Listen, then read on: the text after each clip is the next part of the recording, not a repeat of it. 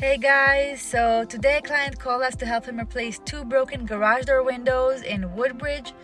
We passed by earlier today to take proper measurements, took note of the type of the glass that was used previously so that we can make sure that we choose the right replacement. And in this video, we're actually going to show you exactly how we installed the new glass windows on this garage door. So let's get right into it. So we got to the job site, and as you can see, the windows on the right garage door are completely gone, and the client covered the openings to keep the cold out as much as possible. Now, the first thing we do is inspect the door to understand if there's a reason that the window was broke in the first place.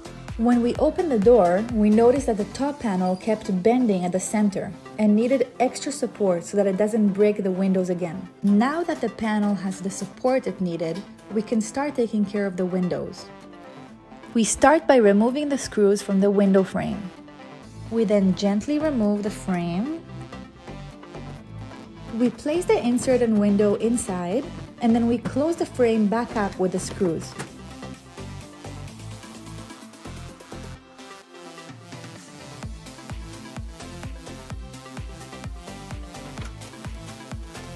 We then do exactly the same thing with the other window and close it back up. We make sure that the insert is properly fixed in place and doesn't move. At the end of the job, we always do a run through of the system to make sure that the garage door opens and closes properly. Looking pretty good.